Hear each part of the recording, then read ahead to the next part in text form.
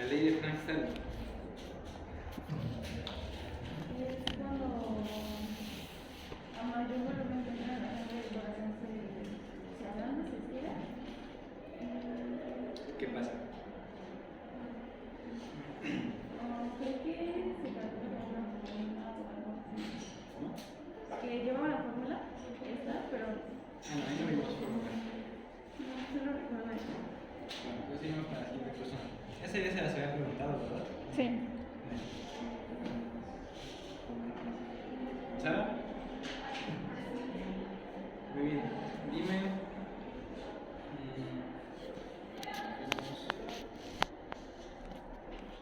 ¿Cuáles son las funciones principales de los linfáticos?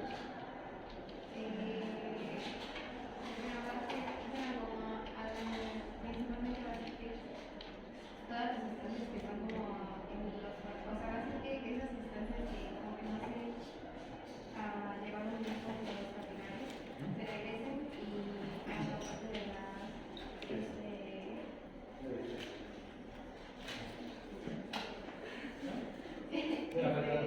ajá, como que coger esas sustancias y como que volverlas a llevar a la de los capilares y pues para una alternativa iba a ser también llevaba o sea, esas sustancias para la parte de las células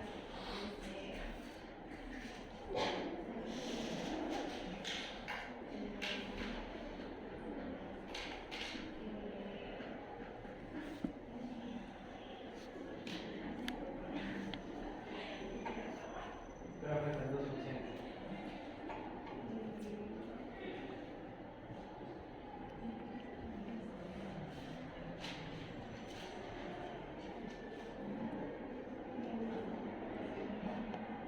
Vamos a la siguiente persona.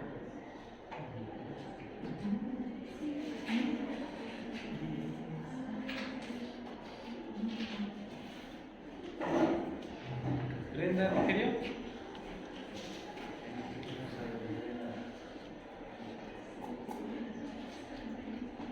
Dime cómo está compuesta la ecuación de flujo. ¿qué? Se puede decir que se puede para este Q, diferencia de presiones R y la resistencia se va a regular con una ecuación que se llama de Copen, algo así, un nombre extraño nos dijo, y que era de 8Ln entre el ciclo de pi al radio al arriba cuarto, y la R significa la longitud de paso, y la longitud de paso no cambia, pero sí cambia cuando tenemos velocidad. Por eso los capilares como que se agregan más y también la N es la viscosidad de la sangre, entonces cuando tenemos una viscosidad menor produce una N y cuando hay radio ahora sí que el radio puede variar, o sea, puede como que se puede disminuirse y puede provocar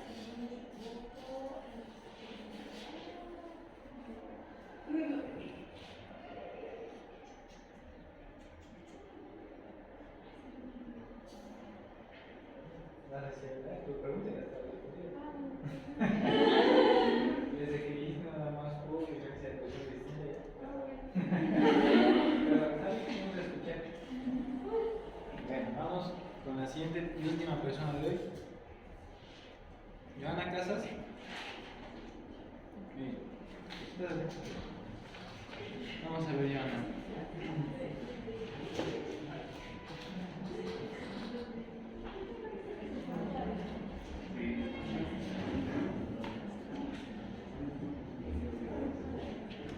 Joana, dime, ¿cuáles son las determinantes de la recuerda?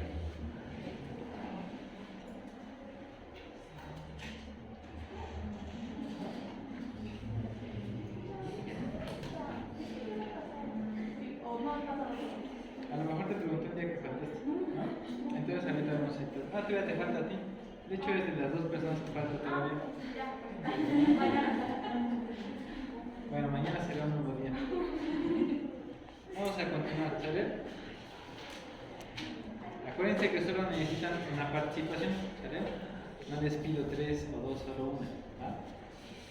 Una no es nada, ¿no? Como dicen por ahí, una no es ninguna, ¿no? ¿Sale? Vamos a ver los tipos de flujo sanguíneo. ya vimos la ecuación del flujo, ya vimos que termina esta ecuación, vimos cómo influyen sobre el flujo la diferencia de presión y la resistencia y cuáles son los determinantes de la resistencia, ¿sale? Hoy vamos a hablar acerca de la forma en la que la sangre puede fluir en el interior de los vasos y ahí vamos a encontrar dos tipos principales, ¿sale? Ahí está, vamos a encontrar el flujo laminar y el flujo turbulento. El flujo normal es el flujo laminar, ¿sale?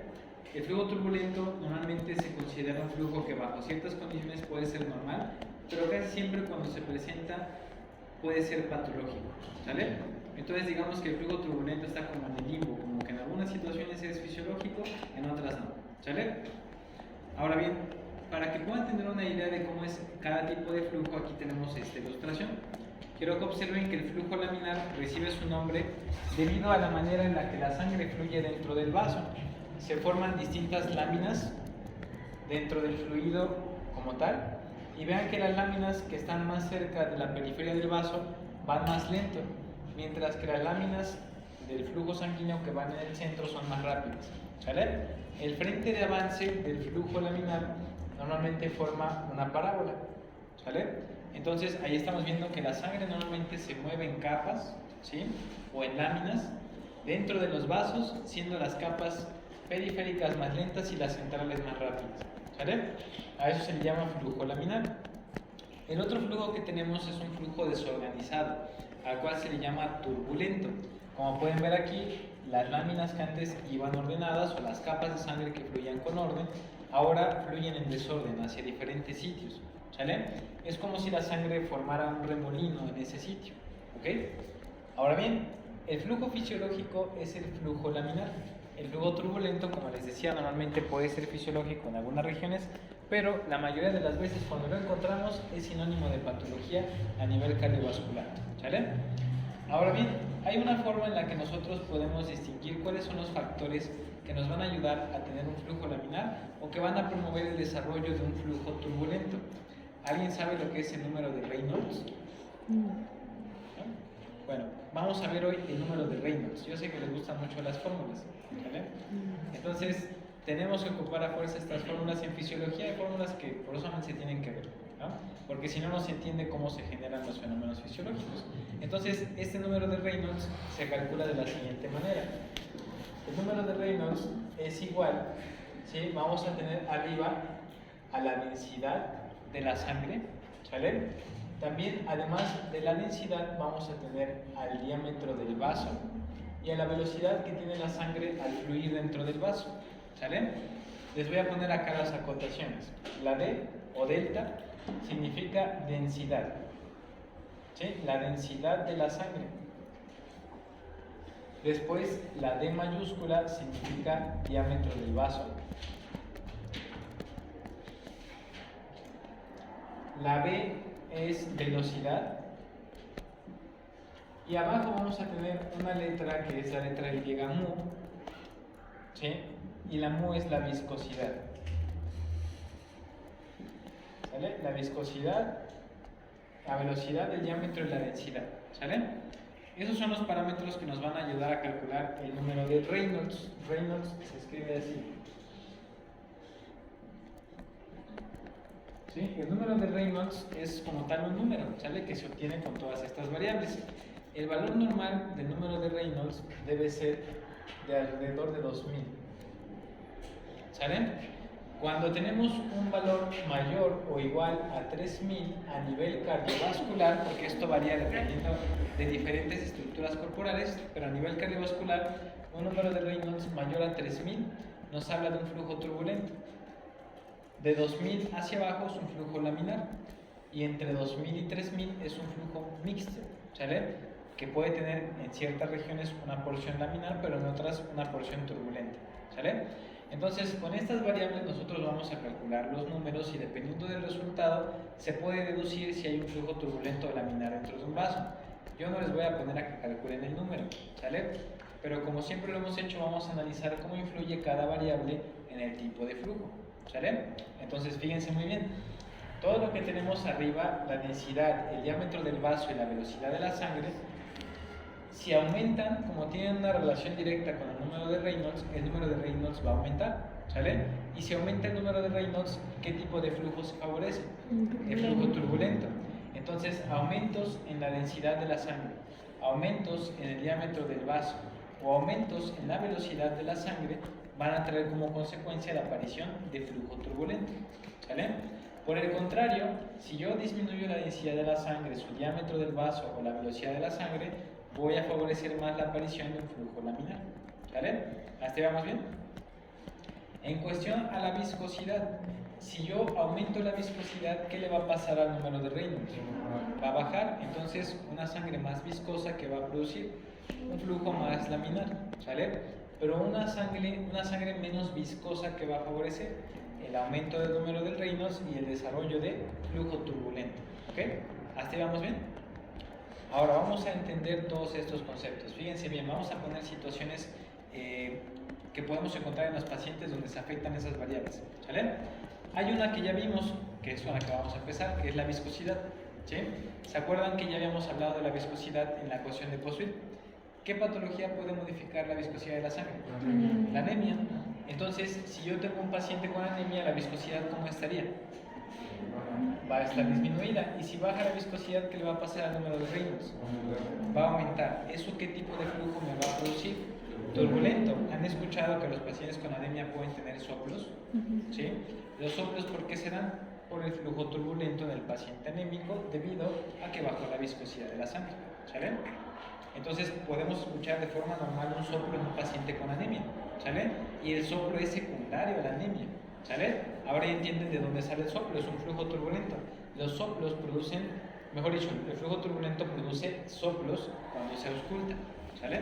Entonces cada vez que ausculten un soplo, en esa región hay flujo turbulento, ¿ok? Muy bien, entonces sí queda claro el efecto de la viscosidad, ¿salud? ¿Alguna duda con esa primera variable? ¿No? Bueno, vamos a ver la densidad. Primero, ¿qué diferencia hay entre densidad y viscosidad? ¿Alguien sabe? ¿Qué diferencia hay entre densidad y viscosidad? La tensión que puede llegar a tener. Más o menos por ahí va. Vamos a volver al origen. ¿Cuál es la fórmula para calcular la densidad? Esa la vieron en secundaria, ¿no? Prepa, creo que se ve. Densidad es igual a masa sobre volumen, ¿sale? Entonces, la densidad, ¿qué es? La cantidad de masa que tengo en un cierto volumen, ¿sale? La viscosidad no es como tal la masa sobre volumen, sino es la facilidad con la que una sustancia fluye, ¿sale? Entre más dificultad tenga para fluir una sustancia, es más viscosa. Entre menos dificultad tenga, es menos viscosa, ¿sale?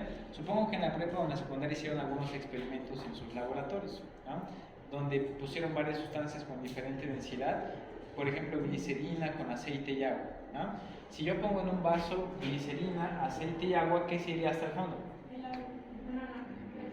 La glicerina, en medio que tendría el agua y hasta arriba el aceite, ¿sale? Entonces, ¿cuál es más denso? La glicerina, después el agua y luego el aceite, porque como la glicerina tiene más masa en el mismo volumen, pues se hunde, ¿sale? Porque acuérdense que la masa también determina el peso y el peso a su vez está determinado por la gravedad, ¿sale? Entonces ahí vamos a tener lo que significa la densidad, pero para que puedan captar bien lo que es la viscosidad, había un experimento que yo hice en la secundaria, que nos ponían una tablita así de madera y poníamos 3 gotas de diferentes sustancias, ¿sí? Hagan de cuenta que aquí está la tablita. Poníamos una gota de agua, una gota de miel y una gota de glicerina, ¿sale? Y lo que pasaba es que a diferentes velocidades alcanzaban el final de la tabla que estaba inclinado. ¿Cuál de los 3 llegaría primero al final? ¿El agua, la glicerina o la miel? El agua. El agua, porque como es menos viscosa, va a fluir más rápido y entonces le va a tomar menos tiempo llegar al final. De las otras 2, la más viscosa va a ser en este caso la glicerina y la miel fluye normalmente un poco más rápido que la glicerina, ¿sale? Entonces vamos a ver que tienen distinta dificultad para fluir en una superficie o en un conducto, ¿sale? Así podemos ver a la viscosidad como la dificultad que tienen para fluir un fluido, ¿sale? Ahora bien, la densidad de la sangre, ¿cómo podríamos modificarla? Si vemos a la sangre, vamos a suponer que tenemos un volumen de 5 litros, ¿no? Que es lo normal. En esos 5 litros, ¿cuál es la masa? El volumen son los 5 litros, ¿no? 5 litros de sangre. ¿La masa quién estaría representando? Todo lo que es El plasma, los elementos formes, etc. ¿Sale? ¿Cómo podría yo bajar la densidad? Disminuyendo los elementos formes, ¿no? Porque también bajaría la cantidad de masa que tengo en el mismo volumen de sangre. Entonces vean que aunque bajando el plasma también, ¿no? Cualquiera de los dos elementos. ¿Cuál sería la diferencia entre modificar la viscosidad y la densidad? Que la viscosidad la modifico solo con los elementos formes, pero la densidad también la puedo modificar no solo con los elementos formes, sino también con el plasma, ¿sale? Porque el plasma, aunque es líquido, es parte de la masa que ocupa el volumen disponible en todos los vasos, ¿sale? Entonces, para que no se confundan, en pocas palabras, la densidad la modifico cuando cambio tanto el plasma como los elementos formes, y la viscosidad solo cuando cambio la cantidad de elementos formes, ¿sale? ¿Qué situación se les ocurre que podría bajar la densidad tanto eliminando elementos formes como plasma? ¿Una qué? ¿No es nada? ¿Qué dijiste? ¿Qué decir? Una hemorragia, ¿no? En la hemorragia perdemos plasma y perdemos eritrocitos. Ahí bajaría la densidad de la sangre, ¿sale? Entonces, si yo tengo una hemorragia que baja la densidad, ¿qué va a bajar? El número de Reynolds. ¿Cómo va a ser el flujo en una hemorragia? Va a ser mucho más lento porque tengo menos sangre y eso también favorece que sea más laminar, ¿sale? Pero si yo tengo ahora una sobrecarga de volumen, por ejemplo, le meto a un paciente 3 paquetes de sangre, ¿no? Le transfiero 3 paquetes de sangre, que le voy a producir una sobrecarga de volumen. ¿Eso qué le va a hacer a la densidad? La va a aumentar y va a aumentar el número de Reynolds, y pacientes con sobrecarga de volumen también tienen soplos, ¿sale? Como pacientes sobrehidratados, ¿sí? ¿Sí queda claro? Sale. Ahora vamos a ver el siguiente punto, que es el diámetro del vaso. Este es muy sencillo. Lo vasodilato, lo vasoconstriño, ¿no? Si se vasodilata, ¿qué le va a pasar? Va a aumentar el diámetro. ¿Cómo sería el número de Reynolds? Mayor. ¿Y el flujo cómo sería? Turbulento. Más turbulento, ¿sí? Pero si yo constriño el vaso, ¿qué le va a pasar al diámetro? Baja. Y en teoría, ¿cómo debería ser el número de Reynolds? Menor, y el flujo debería ser laminar. Les digo en teoría porque eso no es así. Es uno de los errores que tiene la ecuación del número de Reynolds. Entre comillas errores, pero casi todo compagina bien. Ahorita vamos a ver por qué cuando el diámetro baja, el flujo se hace turbulento, contrario a lo que habíamos dicho hace un momento, ¿sale? Entonces mucho cuidado, el diámetro solo lo vamos a ocupar cuando aumente, no cuando disminuya, ¿sale? Ahí le vamos a dar peso a la velocidad, pero ahorita vemos esa parte, ¿sale? Les voy a dar un ejemplo de cómo al aumentar el diámetro de un vaso hay flujo turbulento, ¿sale? Para que tengan esa parte de aplicación clínica. ¿Han escuchado acerca de los aneurismas? ¿Qué son los aneurismas? Son dilataciones que hay en los vasos, ¿sale? Cuando ustedes auscultan un aneurisma, en el aneurisma van a escuchar algo así. Es un soplo, ¿sale? ¿Por qué hay un soplo en un aneurisma? Porque tenemos flujo turbulento. ¿Cómo explican el flujo turbulento en un soplo? Con el número de Reynolds, ¿sale? Fíjense bien lo que pasa. Aquí yo tengo un diámetro, ¿sale? Cuando el vaso se dilata con el aneurisma, ¿qué le pasa al diámetro? Aumenta. ¿Qué aumenta con el diámetro? El número de Reynolds. Y si aumenta el número de Reynolds, hay flujo turbulento. Así explicamos el flujo turbulento en un aneurisma, ¿sale? Entonces vean cómo ahí ya vimos la aplicación del flujo, del diámetro, de la densidad y de la viscosidad. Vamos a hablar de la velocidad, que es el parámetro que genera más conflicto, ¿sale? ¿Alguna vez en la prepa vieron el principio de Bernoulli? Bueno, lo han visto tal vez de manera empírica. Han jugado con una manguera, ¿sí? ¿Qué pasa cuando la manguera le obstruye en el orificio de salida? ¿Cómo sale el agua? ¿Más rápido o más lento? Más rápido, ¿sale? Entonces quiero que tengan en mente esa idea. Si yo tengo un vaso sanguíneo de esta manera y ese vaso tiene un estrechamiento, pero después vuelve a ensancharse, hay un cambio en la velocidad del flujo, ¿sale? Estarán de acuerdo que para mantener el flujo, por aquí tiene que pasar la misma cantidad de sangre que por aquí en el mismo tiempo, ¿sale? ¿Cómo le puedo hacer para que la misma cantidad de sangre que pasa aquí también pase por acá en el mismo tiempo? ¿Qué tendría que hacerle a la velocidad de la sangre? Aumentarla, ¿sale? Aquí va más lento, aquí va más rápido. Ese aumento de la velocidad hace que pase la misma sangre aquí que acá, ¿sale? Entonces, como conclusión, cuando el diámetro disminuye, ¿qué le va a pasar a la velocidad? La velocidad aumenta. Y cuando el diámetro aumenta, ¿qué le pasa a la velocidad? la velocidad disminuye, ¿sale? Ahora, se dan cuenta que aquí el diámetro y la velocidad tienen una relación extraña, ¿no? Si el diámetro baja, la velocidad aumenta. Y si la velocidad aumenta, ¿qué aumenta también? El número de Reynolds, ¿sale? Pero oh sorpresa, si yo bajo el diámetro, ¿qué debería pasar según la ecuación de Reynolds? Debería bajar el número de Reynolds y no aumentar, ¿sale? Pero ¿por qué no funciona cuando el diámetro baja? Porque al bajar el diámetro modifico la velocidad. Y si aumento la velocidad, realmente lo que me produce una disminución del diámetro no es una disminución del número, es un aumento. Porque la disminución del diámetro aumenta la velocidad y la velocidad aumenta el número, ¿sale? Por eso cuando un vaso se estrecha también hay flujo turbulento, ¿sale? Cuando hay estrechamientos súbitos en un vaso, ¿sale? Ejemplo, los soplos que se forman en las carótidas cuando hay placas de ateroma, ¿sí? Ustedes pueden llegar a auscultar el cuello de sus pacientes y en las arterias carótidas cuando hay una placa de ateroma como esta que les estoy dibujando aquí, ¿qué le pasó aquí al diámetro del vaso? Disminuyó, ¿sí? ¿Qué esperaríamos encontrar ahí? Según el número de Reynolds, un número bajo, ¿no? Pero no es así, porque al bajar el diámetro, ¿qué le pasa a la velocidad? Aumenta el número de Reynolds. ¿Y qué tengo aquí? Flujo turbulento. Por eso escucho soplos en pacientes que tienen ateromas carotidas, ¿sale? O cualquier otra obstrucción dentro del vaso, ¿ok? Entonces sí queda claro para qué nos sirve el número de Reynolds, ¿sí? Bueno, vamos a recapitular. Cuando tengo un número de Reynolds alto, ¿qué tipo de flujo tengo? Turbulento. Y si está bajo el número de Reynolds, es laminar, ¿sale? ¿Qué me puede modificar la densidad de la sangre? El plasma y los elementos. Que disminuya yo plasma y elementos formes, ¿sale? Ejemplo, una hemorragia, ¿sale? ¿Qué me puede modificar el diámetro? Pues la vasoconstricción o dilatación, o también dilataciones o estrecheces anómalas, ¿sí? Dilataciones anómalas, denme un ejemplo. El aneurisma, estrechamientos anómalos, placas de ateroma, ¿sale? ¿Qué me puede producir eso? Flujo turbulento, ¿ok? Después, la velocidad, ¿qué relación tiene la velocidad con el diámetro? Mayor diámetro, ¿cómo es la velocidad? Menor velocidad, menor diámetro, mayor velocidad y tenemos flujo turbulento, ¿sale? Y por último, la viscosidad, ¿qué la determina? Los elementos formes. Ejemplo de una patología donde cambia la viscosidad, anemia.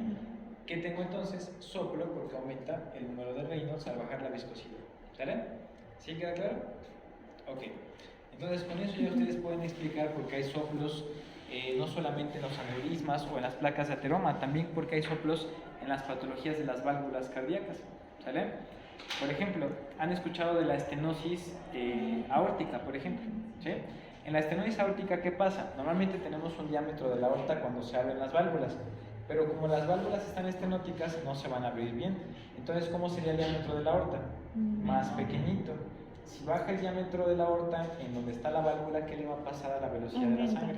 Va a aumentar. ¿Y qué me va a producir? Flujo turbulento y por ende soplo, ¿sale?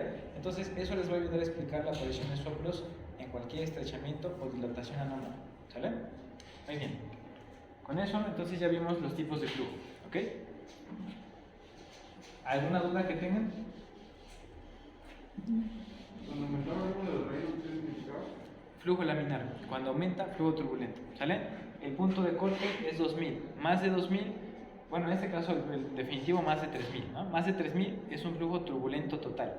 De 2000 hacia abajo es laminar. Entre 2000 y 3000 es un flujo de transición, ¿sale?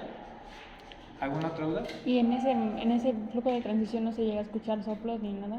Puedes llegarlo a escuchar, pero puede ser normal. Por ejemplo, en las bifurcaciones arteriales se pueden escuchar ese tipo de ruidos. También, ¿se acuerdan del tercer ruido cardíaco que les dije que en niños y deportistas puede hacer normal? Realmente se puede escuchar como si fuera un pequeño soplo, como ¿sale? En los niños hay soplos funcionales, ¿sale? Se llaman soplos inocentes, pero es por los cambios en el tamaño de su cavidad cardíaca, ¿sale? Entonces también puede haber soplos en condiciones fisiológicas, pero obviamente necesitan conocer las patologías que producen soplos y aquellos que son fisiológicos, ¿sale? Eso lo van a ver en cardiología, ¿ok? Bueno. Ahora, para terminar, los sitios donde tenemos flujo turbulento normal, en el corazón, ¿sale? En las cavidades cardíacas, y el otro en las bifurcaciones arteriales, ¿sale? Por ejemplo, viene aquí la arteria aorta abdominal. ¿En quién se bifurca la aorta abdominal? ¿Cuáles son sus dos arterias terminales? antes de la femoral. Está en la diafragmática. No. ¿La aórtica qué? ¿Ilíacas qué? Ilíaca izquierda. Las ilíacas comunes, ¿sale? Ilíaca común derecha, ilíaca común izquierda. Las ilíacas comunes luego se dividen en la externa y en la interna, ¿sale? Entonces aquí se dan cuenta que hay una bifurcación arterial, ¿sale? La sangre va a venir así, pum, y de repente ¿qué se encuentra? Una reducción del diámetro, ¿sale? En la bifurcación, porque aquí la aorta tiene un diámetro mayor, pero cuando se bifurca cada arteria más pequeña tiene un diámetro más chiquito. ¿Qué va a pasar ahí? Una disminución súbita del diámetro. ¿Qué va a pasar con la velocidad? Aumenta y me genera un soplo que es fisiológico, podemos llegarlo a encontrar, ¿sale? Entonces hay sitios como en las bifurcaciones arteriales o en las cavidades cardíacas donde se puede llegar a encontrar en algún momento algún soplo, ¿sale?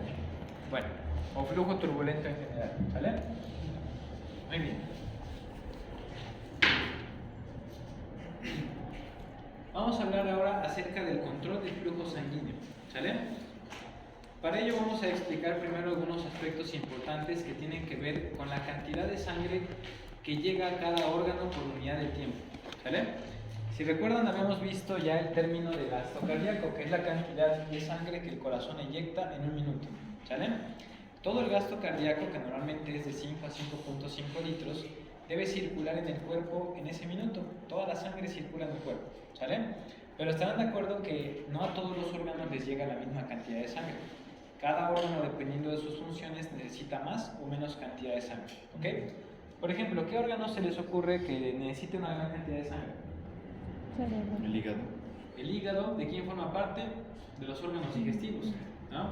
¿Quién más necesita mucha sangre? El riñón, ¿sí? Fíjense cómo aquí los órganos que más ocupan sangre son los del tubo digestivo, los riñones, los músculos y el cerebro, ¿sale? Son los 4 grandes grupos de órganos que más sangre consumen en reposo. Esos porcentajes que ven ahí es el porcentaje del gasto cardíaco que llega a cada órgano en reposo. Por ejemplo, si mi gasto cardíaco fuera de 5 litros, ¿ah? ¿Cuántos litros de sangre le estarían llegando a la piel en reposo? 45 mililitros. No, 450 mililitros, ¿no? Porque es el 9%. Entonces, de los 5 litros que estarían circulando, 450 mililitros son los únicos que en reposo se destinan para la piel. Es bien poquito, ¿no? ¿Cuánto le está llegando al riñón? El 20%, le llega 1 litro completo solamente para los riñones. ¿Qué es más grande, los riñones o la piel? La piel. La piel es mucho más extensa y recibe menos sangre que los riñones, ¿no? ¿Por qué? Porque los riñones, por su función, requieren más sangre. ¿Qué es lo que producen los riñones? Orina. ¿De dónde sale la orina? Del plasma, exactamente. ¿Sale? ¿Saben cuántos litros de plasma filtran sus riñones al día? 180 litros de plasma al día, de los cuales excretamos el 1%. ¿Sale? 1.8 litros de orina al día aproximadamente.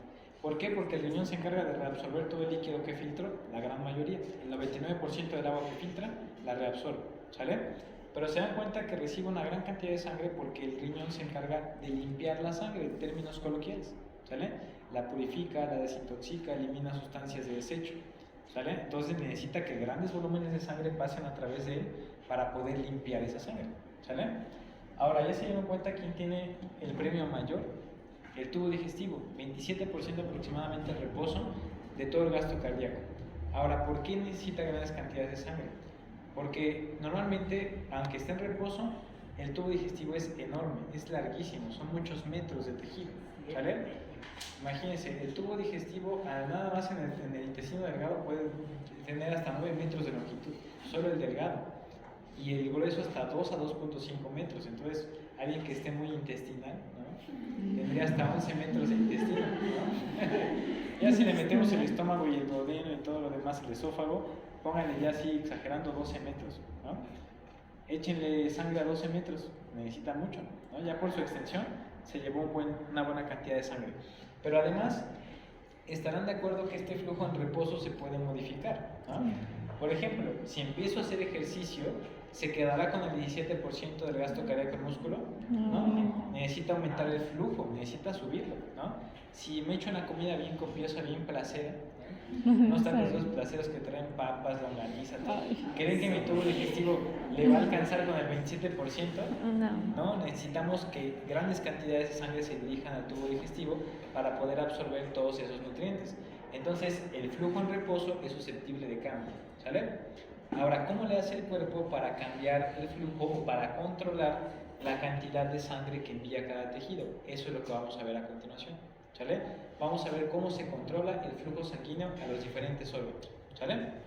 Ahora bien, para poder entender esa parte, primero vamos a ver esta ilustración. En esta ilustración estamos representando cómo el flujo sanguíneo hacia los diferentes órganos se modifica dependiendo de su función, ¿sí? Por ejemplo, cuando tenemos una demanda metabólica aumentada en el tubo digestivo, como cuando se echan sus taquitos o una comida copiosa, ¿no? ¿Qué necesita el estómago y el tubo digestivo en general? Más sangre, ¿sale? Se dan cuenta que aquí el aporte sanguíneo se incrementa y se representa como un vaso de mayor calibre, ¿sí? Pero, ¿qué le va a pasar a los demás tejidos si ahora el tubo digestivo está tomando más sangre? ¿Qué le pasará a los demás? Les tenemos que quitar sangre, ¿sale? Porque solo tenemos 5 litros que hay que distribuir a todos los órganos. Y si uno empieza a acaparar más, los otros se tienen que sacrificar, ¿no? Los órganos que más se sacrifican van a ser casi siempre los huesos y la piel, ¿sí? Y eso explica mucho de lo que nos sucede cuando comemos. ¿A quién de ustedes le da sueño cuando se echa una comida bien cargada? El famosísimo mal del puerco, ¿no? Ese mal del puerco tiene dos explicaciones. Una, el exceso de producción de bicarbonato por la digestión, que se llama marea alcalina, ¿sí? Y también la sobreproducción de acetilcolina durante el proceso digestivo, ¿sale? Además de eso, hay un tercer factor importante, que es el secuestro sanguíneo. Cuando el tubo digestivo está en el proceso de digestión, toma una gran cantidad de sangre, y ahí ya no solamente la piel y los huesos se sacrifican, también se sacrifica el sistema nervioso, ¿sale? Y cuando le llega menos sangre al sistema nervioso, pues baja la actividad cortical, y eso hace que nos sintamos así como con depresión, ¿no? Como con ganas de irse a dormir, ¿sale? El estado de alerta baja porque hay una hipoperfusión cerebral secundaria al secuestro sanguíneo en el tubo digestivo, ¿sale? Entonces vean lo importante que es conocer cómo el flujo se redistribuye, ¿ok? Ahora bien, ¿cómo sabe el estómago que tiene que aumentar su flujo? ¿O cómo le hace para indicarle a las arterias que tienen que dilatarse y llevar más flujo? Es una pregunta interesante, ¿no? Es como cuando se distienden las convoluciones de la cosa. No tanto por la extensión de la circunvolución, tampoco sea con el aumento del peristaltismo, es algo más a nivel metabólico, ¿vale? Si el estómago y el tubo digestivo tienen un proceso digestivo, ¿cómo está su metabolismo? Aumentado. Hay ciertas sustancias que se producen en el metabolismo que le indican a los vasos que el órgano necesita más sangre, ¿sale? A eso se le llama autorregulación química, ¿sale? El mismo órgano, por su metabolismo, le indica a los vasos que lo nutren que necesita más sangre, ¿sale? Es uno de los mecanismos que vamos a ver en un momento. Hay otro mecanismo que no depende tanto del metabolismo del tejido, sino depende más de la presión con la que la sangre llega al tejido. Ahí el ejemplo típico es el riñón. Fíjense bien. El riñón es un órgano que para poder filtrar la sangre necesita que la sangre llegue con cierta presión, ¿sale?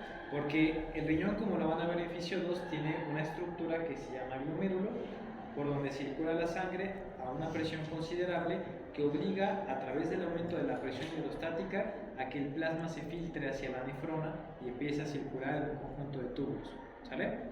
Pero estarán de acuerdo que si el riñón ocupa la presión para filtrar el plasma, si llega a una presión muy alta, ¿qué le va a pasar a los tejidos renales? Se pueden dañar, ¿no? Entonces hay ciertos órganos que necesitan regular la presión con la que llega la sangre, ¿sale? ¿Y cómo podemos regular la presión? Modificando las resistencias de los vasos, ¿sale? Entonces, otra forma de regular la circulación, el flujo sanguíneo a los tejidos es a través de la vasodilatación y vasoconstricción de las arterias en respuesta a los cambios de presión, ¿sale? Por ejemplo, si hubiera un aumento de la presión hacia el riñón, ¿qué podría hacer la arteria renal para amortiguar el aumento de la presión? ¿Constreñirse o dilatarse? Constreñirse, ¿sale? No lo hemos visto todavía, pero la presión arterial depende del gasto cardíaco y de las resistencias vasculares, ¿sale? ¿cómo puedo yo modificar la resistencia con la vasoconstricción y la vasodilatación? ¿Sale? Pero si está llegando la presión muy alta, ¿sale? ¿Qué es lo que va a pasar? La arteria se va a dilatar por ese exceso de presión y ese exceso de presión va a producir una vasoconstricción que va a disminuir el flujo al órgano y por ende la presión con la que el flujo llega a esa estructura. ¿Sale? Ahorita lo vamos a comentar. Solo quiero que vean que hay diferentes mecanismos para regular la cantidad de sangre que llega a un órgano. ¿Sale? Uno depende de la presión con la que llega la sangre y otro del metabolismo del tejido. ¿Sale? ¿Sí quedan claros esos dos puntos? Vamos a explicarlos ahora sí a detalle. El primer mecanismo que vamos a comentar es el mecanismo miogénico, así se llama, regulación miogénica del flujo sanguíneo. Esa regulación miogénica hace referencia a lo siguiente, fíjense bien. Vamos a poner aquí al riñón que está filtrando sangre. Ahí está un riñón y aquí vamos a poner un segundo riñón. ¿Ok? Cada uno recibe sangre de la arteria renal. ¿Sí? El primer ejemplo es un riñón normal. Es decir, donde la presión llega de manera normal. ¿Sale? La sangre llega con una presión adecuada de 120-80. ¿no? Vamos a decir que su presión está bien. Aquí vamos a poner que la presión sistémica de mi paciente es 120-80 y entonces la presión con la que la sangre llega al riñón está bien. Pero imagínense lo que pasa en un hipertenso que tiene una crisis hipertensiva y ahora tiene 160/100 de presión arterial. ¿Sale? Eso ya tenemos una hipertensión arterial sistémica. Ahora vamos a ver cómo llegaría la sangre. Aquí tengo a la arteria renal. ¿Sí? Aquí la sangre va a llegar con una fuerza normal, porque la presión está bien. Pero en el paciente hipertenso, ¿cómo será la fuerza con la que la sangre está llegando al riñón? Es mucho más potente, ¿sale? Porque la sangre llega con más presión y ejerce más fuerza sobre los tejidos renales. El riñón necesita protegerse a sí mismo de ese aumento de la presión, ¿sí?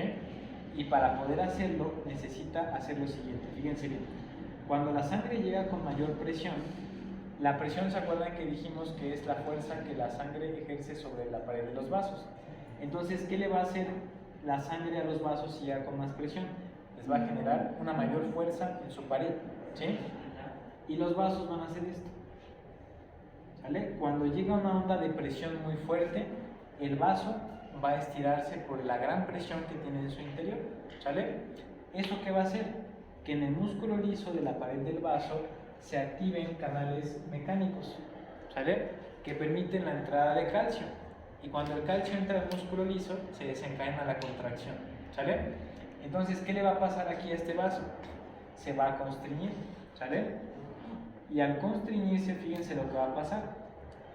¿Cómo va a ser el flujo que tenemos hacia el riñón? ¿Mayor o menor? Va a ser menor. ¿Se acuerdan de la ecuación de flujo? Que teníamos que el flujo era igual a ¿qué? A la diferencia de presión y a la resistencia, ¿sale? Si yo aumento la resistencia, ¿qué le pasa al flujo? El flujo disminuye, y como ahora el flujo es menor, ¿cómo será la presión con la que llega ese flujo al tejido? Va a ser más baja porque llega menos flujo, ¿no? Y entonces, ¿qué está haciendo el riñón? Se está protegiendo a sí mismo, autorregulando su circulación, ¿sale? No todos los órganos hacen esto, solamente el riñón y el cerebro tienen mecanismos de autorregulación como estos, donde al subir la presión, de manera refleja, los vasos que nutren esos tejidos se contraen para bajar el flujo que está llegando a ese órgano y protegerlo del daño por la alta presión con la que está llegando la sangre, ¿sale? Entonces lo vamos a encontrar principalmente en el riñón, es donde más lo van a leer este mecanismo, ¿sale? En pocas palabras, no es el más común, solo está en ciertas estructuras, ¿sale? Entonces, ¿sí queda claro este mecanismo miogénico? ¿Sí? Porque acabamos de hablar del número de rayos. Creo que cuando se hace más chiquito el vaso, es aumentaba la velocidad. Entonces, no. Aquí es que todavía no hemos visto cosas de fisiología renal. Acá vamos a tener dentro del riñón dos arteriolas, una arteriola aferente y una arteriola eferente. Cuando las arteriolas se constriñen también, eso hace un efecto de contrarregulación de la presión y de la velocidad del flujo, ¿sale? Eso lo van a ver en fisio 2. Pero en pocas palabras, esos cambios que vemos normalmente por el número de Reynolds se contrarrestan con unas estructuras que tenemos a nivel del glomérulo renal, ¿sale? El riñón está diseñado para hacer esos contraajustes de presión, ¿sale? Pero bueno, a lo que quería llegar es a la esencia del mecanismo, que vean que hay ciertos órganos que regulan su propio flujo dependiendo de la presión con la que la sangre llega a ellos. ¿Sale? ¿Cómo se llama ese mecanismo de autorregulación? Es miogénico.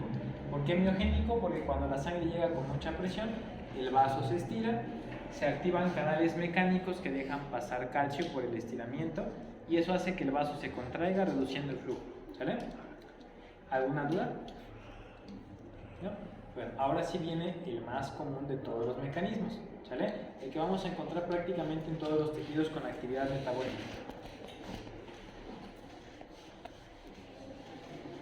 Este mecanismo está mediado por sustancias químicas principalmente. Vamos a hacer un poco más grande la imagen. Ahí está, ¿sale? Entonces, fíjense, ahí tenemos un vaso que en reposo está normal, tiene un tono basal, ¿sale?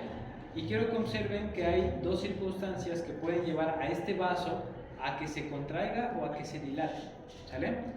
Esas sustancias se van a producir bajo diferentes fenómenos o momentos, ¿sale? Vamos a ocupar un ejemplo clásico que es el del músculo esquelético, ¿sí? ¿Se acuerdan que hace un rato decíamos, cuando empieza a hacer ejercicio, qué le tiene que pasar al flujo del músculo? Tiene que aumentar, ¿sale? Vamos a ver qué pasaría bajo estos mecanismos. Entonces, aquí tengo el músculo, ¿sale? Ahí está, vamos a poner su tendón arriba y abajo, ¿sale? Y aquí está el vaso que está llegando al músculo.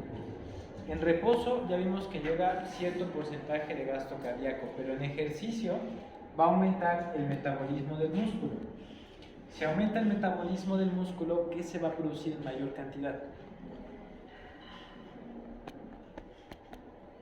CO2, ¿no? Que es un producto del metabolismo. ¿Qué más se va a producir? Hidrogeniones. Y más si la actividad muscular es prolongada, porque va a llegar un momento en el que si hacemos un ejercicio muy prolongado, ya se va a acabar el metabolismo aeróbico. El músculo se hace ineficiente y empieza a ocupar el metabolismo anaeróbico, el que produce ácido láctico. Y el ácido láctico que va a generar una mayor cantidad de protones o hidrogeniones. ¿Sale? También vamos a ver que cuando el músculo se contrae y se relaja, ¿se acuerdan que también hay iones que se movilizan? En la relajación, ¿qué iones salen del músculo? Cuando se está relajando el músculo, ¿qué iones son los que abandonan la célula muscular? Calcio. No, el calcio, bueno, el calcio sí, pero el sodio no. El potasio, ¿no? En la repolarización de la célula sale el potasio para poder hacer que cese el estímulo eléctrico y entonces ya no haber estímulo eléctrico, pues el músculo se relaja, ¿vale? Porque estamos hablando aquí de músculo esquelético, ¿ok? Entonces, si se dan cuenta, el potasio, los hidrogeniones, el CO2 son sustancias que van a promover la dilatación de los vasos, ¿sale?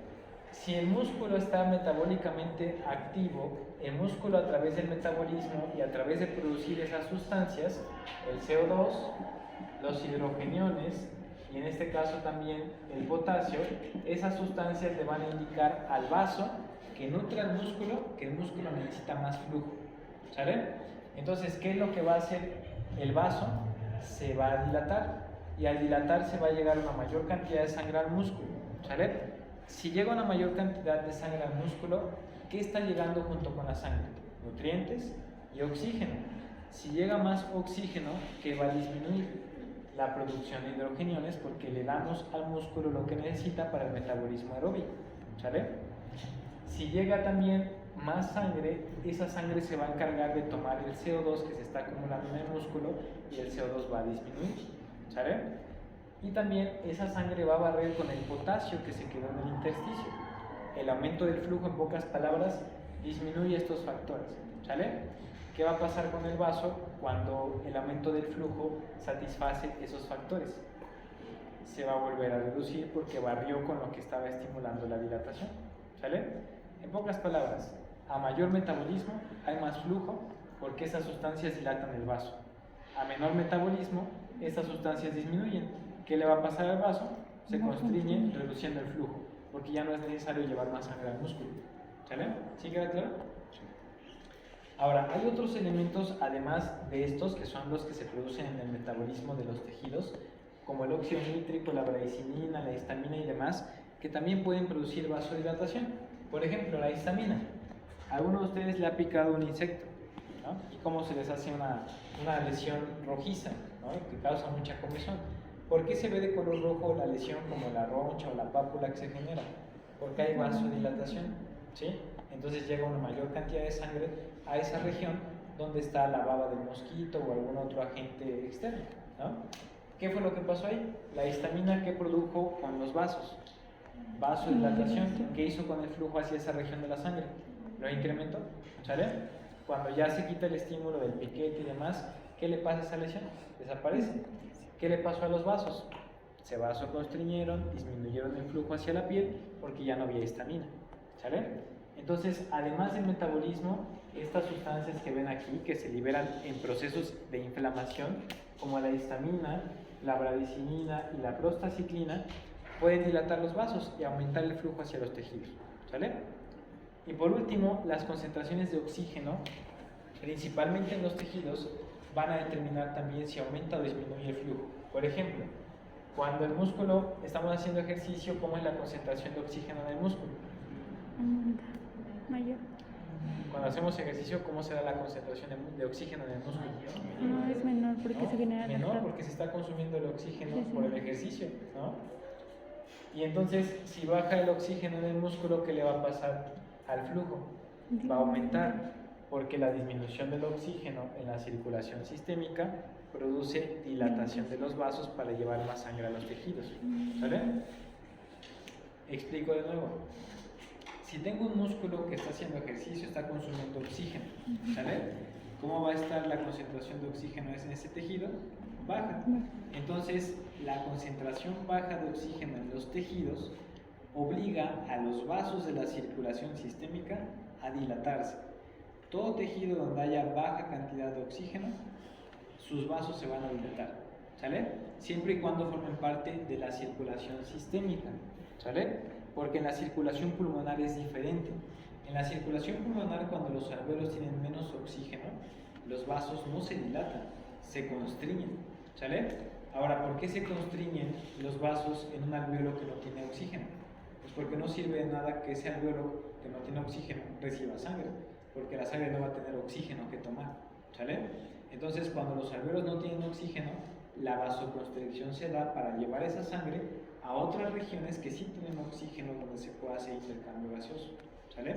Entonces recuerden, la baja concentración de oxígeno en los tejidos produce que los vasos que llegan a esos tejidos se dilaten cuando estamos en la circulación sistémica, pero la baja concentración de oxígeno en los alvéolos pulmonares hace que los vasos se constriñan para llevar la sangre a otros sitios que sí estén ventilados, ¿sale? Eso lo vamos a ver en fisiorrespiratoria la próxima semana, ¿sale? Pero bueno, en pocas palabras, todas las sustancias que ustedes tienen acá van a favorecer la dilatación de los vasos y por ende el aumento del flujo sanguíneo hacia los tejidos, ¿sale? ¿Alguna duda con esa primera parte? ¿No? Ahora, fíjense que acá tenemos otro cuadro. Todas las sustancias que están aquí van a promover una vasoconstricción y por lo tanto una disminución del flujo hacia los tejidos. Tenemos sustancias como los tromboxanos, los radicales libres, la serotonina y la endotelina. Todas esas sustancias actúan sobre el músculo liso y el endotelio de los vasos y van a producir que se constriñan, ¿sale? Y al constriñirse, entonces el flujo hacia los tejidos disminuye, ¿ok? Y fíjense aquí lo que les decía, en la circulación pulmonar, también las bajas concentraciones de oxígeno en los alvéolos producen vasoconstricción, ¿sale? Entonces, en conclusión, los tejidos regulan la cantidad de sangre que les llega a través de dos mecanismos, el miogénico y el químico, ¿sale? En el miogénico, ¿qué órganos van a ocupar este? Aquellos que necesitan regular la presión con la que la sangre llega a estos. Ejemplo, el riñón y el cerebro, ¿sale? Cuando la presión aumenta, se activan los canales que vimos, los mecánicos, entra el calcio, se contrae el músculo liso de los vasos y se regula el flujo, ¿sale? Y con los mecanismos químicos dependen en primer lugar del metabolismo de los tejidos y en segundo lugar de diferentes sustancias que pueden producirse bajo otras condiciones que van a dilatar o constriñir los vasos, ¿vale? ¿Alguna duda hasta acá? Bueno, lean acerca de estos mecanismos también para que puedan entenderlos más a profundidad, ¿ok? Por hoy lo vamos a dejar aquí, ¿vale? Mañana vamos a ver. No, mañana es jueves, ¿verdad? Mañana es el laboratorio, la segunda mitad que falta de práctica. El viernes vamos a continuar con presión arterial. ¿Sale? Ya vamos a ver la regulación de la presión arterial. ¿Ok? Bueno, vayan estudiando, es importante que lean, porque si no leen, pues van a tener varias lagunas aunque lo expliquemos acá. ¿Vale? Y también vayan estudiando porque ya se acerca la evaluación. ¿Sí? Nuestro examen va a ser la próxima semana. Lo más probable es que sea el miércoles. ¿Sale? ¿No tienen algún problema con que sea el miércoles? Viernes. El viernes ya tengo todos los exámenes. Bueno, es que el viernes el problema es que no sé a qué hora suspendan las clases por la kermés. ¿No? Ay, no quiero. Pues es después de las 3. Después de las 3 entonces no hay problema. Entonces, hasta ahora dejamos el examen tentativamente para el viernes. Si no se pudiera el viernes, el jueves. ¿Sale? Vale, para que vayan estudiando.